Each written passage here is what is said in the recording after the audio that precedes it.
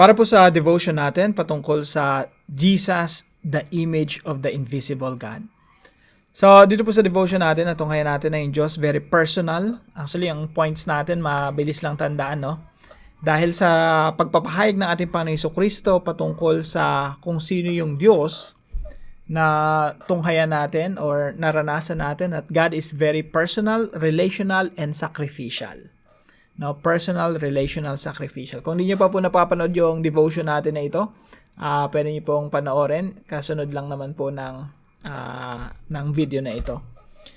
So, usually po, marami tayong mga verses na sinasama rito. Maganda po kung interested kayo sa topic, pwede nyo pong basahin lahat. Or kung mag-share kayo ng devotion, mag-share kayo o mag-preach kayo, magandang aralin nyo po ito. Kung yung iba po kasi sinusundan yung mga topics natin. So, may mga verses po ako na gustong idagdag dito sa devotion natin na ito. Halimbawa po, John chapter 1 verse 18. Sabi po rito, no one has ever seen God. Wala pa nakakita sa Diyos. But the one and only Son, who is Himself God. Okay, pause muna tayo.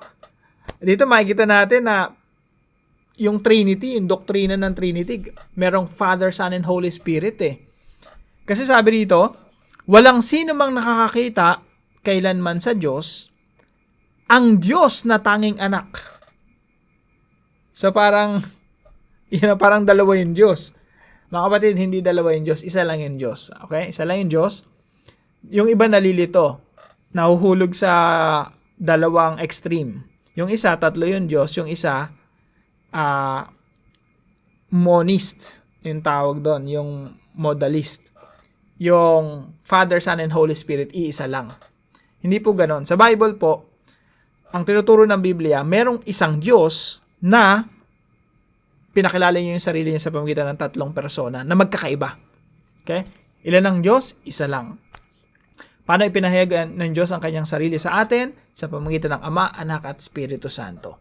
So, there's only one being of God. Pero yung persons, tatlo. Father, Son, and Holy Spirit. Kaya huwag kayo malilito, no? Pero pag binasa niyo naman yung Bible, malinaw naman. So, sabi dito, walang sino mang nakakita kailanman sa Diyos. So, merong Diyos, ang Diyos Ama, ang Diyos na tanging anak, na nasa kandungan ng Ama ang nagpakilala sa Kanya. So, no one has ever seen God but the one and only Son, who is Himself God. So, si Jesus mismo, Diyos siya. And is in closest relationship with the Father has made Him known. Maganda po rito, in-emphasize talaga na yung closest relationship. Ang may pinaka-close na relationship ay yung Father, Son, and Holy Spirit. So, sobrang close yon at gusto niya yung closeness na yon i-share sa ating mga members of His body, the church, or tayo mga mananampalataya. So, kung yung Diyos na natiling invisible at hindi nakikita, ang hirap makirelate sa Diyos na ganun eh. Pero yung Diyos na nagkatawang tao, nakaka-relate tayo.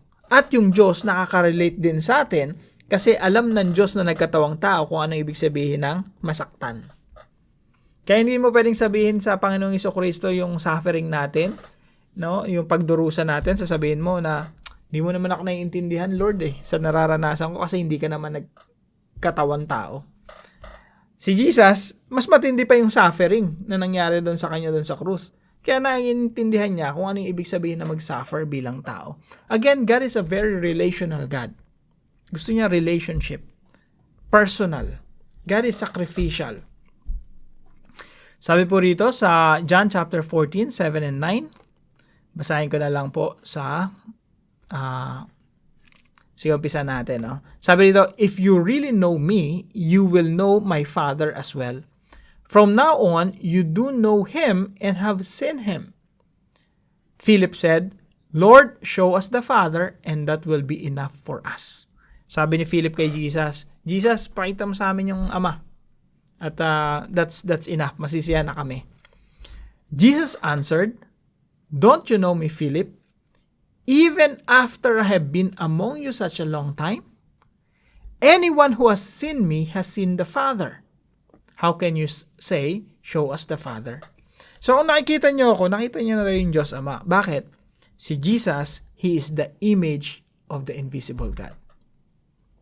Siya yung kapahayagan. Perfect, exact representation of the Father.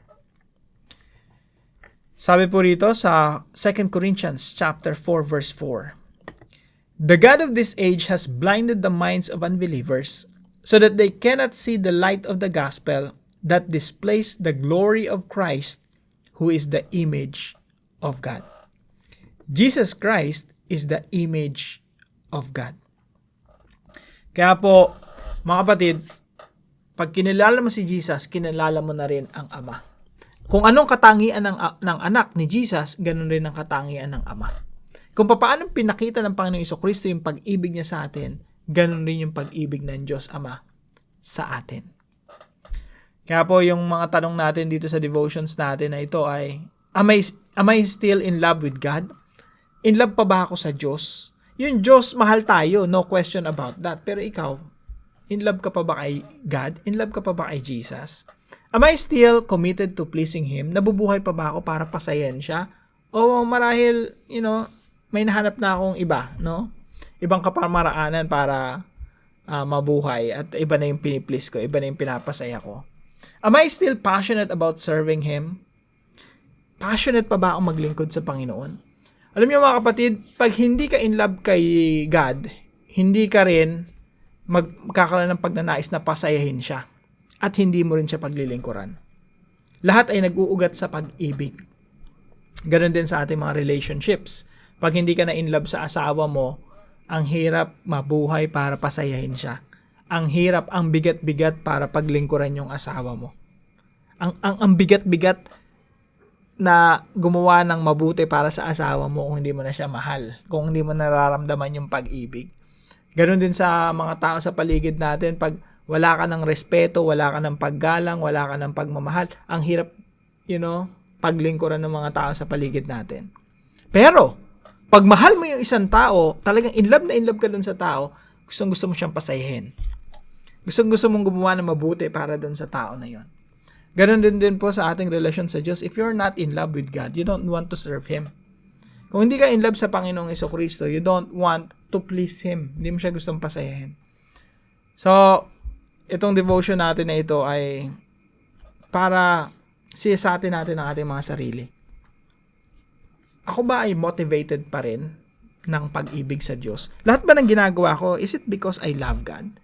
Is it because of my love for God? That's why I keep serving Him. Siyasatin po natin ang ating mga sarili. Tanungin natin kung talaga bang passionate pa tayo. In love pa tayo sa ating Panginoon. O baka nakalimutan na natin yung ating first love, no? Kagaya ng nakasulat sa Revelation. So, I hope meron po kayo natutunan sa devotion natin na ito. Kung hindi nyo po napanood yung devotion kanina, pwede nyo pong or kung kailan ko man to i-post, no? Kung hindi nyo napanood yung devotion, pwede nyo pong balikan. At, patuloy tayong lumago sa Panginoon araw-araw, no? Kasama siya. At I hope yung mga devotions natin malaking tulong sa ating paglagong spiritual. At pag-pray niyo po ako, no, na gamitin ng ating Panginoon yung mga devotions natin para makaabot pa sa marami. Yun lamang po. Pagpalain po kayo ng ating Panginoon. See you po tomorrow 5 a.m. dito sa ating daily devotions.